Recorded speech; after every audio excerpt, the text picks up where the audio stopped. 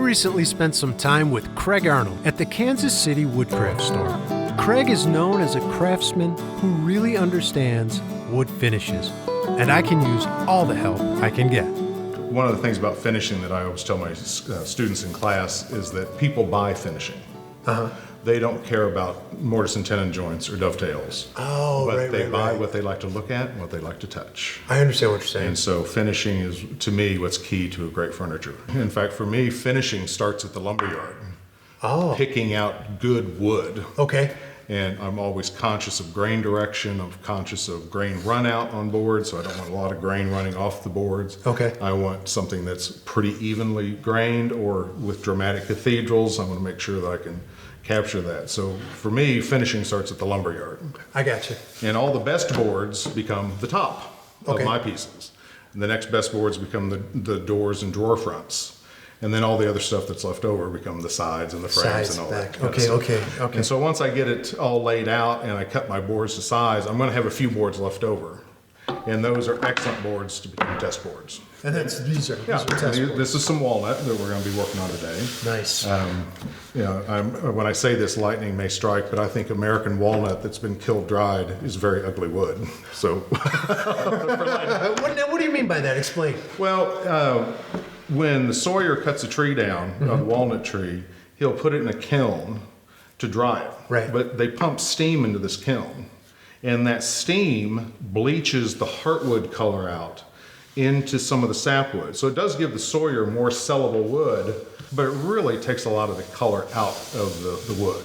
It doesn't have a lot of richness to it right it now. loses its richness. You know, you can definitely see it's really pale in color. Yes, and that is indicative of kiln-dried American walnut. All right. So. And what do you got here? You got some samples. Yeah, I make up these sample boards for customers, and generally we'll put like a dye stain down first and then put different pigment stains on top. And where the dye stain will give an undertone of color, then I can use the pigment stain to accentuate the grain, push the color one way or another. So dye stains and pigment stains. Yeah, so a dye stain is going to color the wood fairly evenly all the way across. What would be an example of a dye stain? Like the General Finishes can there, in the orange one, right there.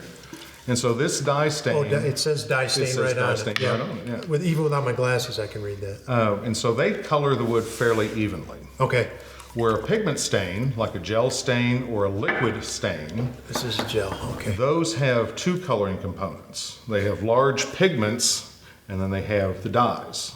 Okay. The pigments are earth mined. They're dug up out of the ground, where the dyes are man-made to complement or match the color of the pigment stain. All right. Those dyes in that will also color the wood, but the real punch of the color from a pigment stain comes from the pigments lodging in the pores of the wood. Okay. So where you have early growth and late growth, the early growth, big pores, lots of water, it's growing fast in the spring, those pigments will lodge in there and really provide the punch of color. Because it absorbs more. Right. Where the adjacent wood is the late growth. Very few pores in there. There's a few, you can see them. It's a lot tighter grain. Yeah. And that's where the dye is primarily coloring the wood. Okay. So where people want to really accentuate that, I always recommend a pigment stain. Where they're afraid, I don't want to see that contrast between the early growth and the late growth. Or they just see the grain. I don't want to see that grain. Well, then I'd recommend a dye stain, because it's going to be fairly even color across the whole board. So like on these boards, I've started with a dye stain first to give an undertone of color. Which is across the whole board. Across the entire board. Yep. Then I've come back with different pigment stains, and those pigments are what's lodging in the pores of the wood. And that way, if they have something more in mind toward the reddish brown or the more orange color, here's one that's a little more red. There's more down here, which is really yellow. There's actually a stickly finish that is a bright yellow underneath. Oh, okay. And here we use honey amber color to get that undertone of color. And you write your... Yeah, and all the information's written on the back of what's on here. That's awesome. And so that way I keep these, and when somebody does want to see a piece of furniture, Okay, we've got the furniture, now let's pick out the finish. I can show them these boards. This is a few of the ones I have. They can pick one out and say, ooh, I like that. So I'll prepare a bigger board for them, and so that way there should be no surprise what the color's gonna look like. And I would think that's pretty important for custom furniture, right? Oh yeah, because I'll ask them to put this board right in the position where it's gonna be in their home, the right lighting, and oh, it's a little too dark now. Okay, great, I can lighten that up.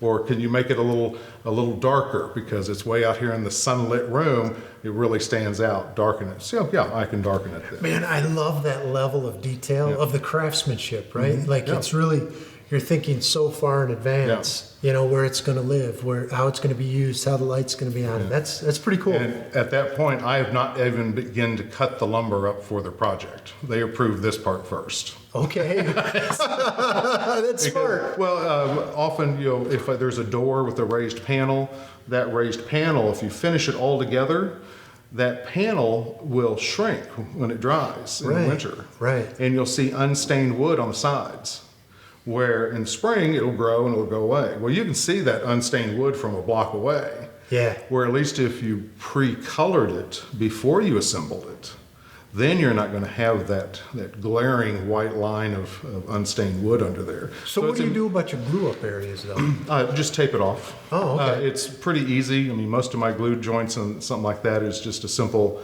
mortise and stub tenon. And so it just put a piece of tape around the tenon and go to town. So just a couple wraps of blue tape and you're off and going. That's smart. It's pretty easy. And then what's this here? Well, this is paint. Not every person likes painted furniture, but like at my house, we have an accent piece by the front door where we hang the keys and put the mail, and that's where the important stuff goes for the day. And it just happens to be painted. This example shows 2 layers of paint. We're sanding through. Yep. Can expose the bottom layer of paint. Here, this was actually done with Vaseline. You put Vaseline on top of the bottom color, put the second color on top of the Vaseline, and as this top color begins to dry, you just wipe off that paint. Okay. And it just takes off. So it gives it kind of a real quick and easy way to show a little bit of age and wear. Yeah, and like a rough edge to it, as opposed to a sanded edge, Right. And so I tell my students in class that, not the whole piece isn't going to be this way, but perhaps where the doorknob is, I open this door to put the mail in this little box, that's where the wear is going to occur. Right. And so I can really emphasize that wear on there. This one also has some crackle technique where I put down black first, and then after it's dried, I lay down hide glue, the old-fashioned hide glue. Okay. Let it dry. And then the third coat of product on here is this orange paint. And where I overwork the paint, I will get fine crackle closer together. Where I just put it on, I'm done, I will get thicker crackle further apart. And that's from the hide glue causing that? And that's from the hide glue. Yeah. Wow. And the tension, the surface tension causes that. And this, if I start up here and I'm doing this, by the time I'm done here, this is already starting to take place. Really? Yeah. It happens that fast. Because I know they sell like additives and things like that. Yeah. That you Well, can use. generally a coating that you put on between the layers. But hide glue will do it. Yeah, but hide glue will do it as well. That's what they've used for years. That's super cool. Centuries. That's awesome. Yeah. Nothing in finishing is really new. No.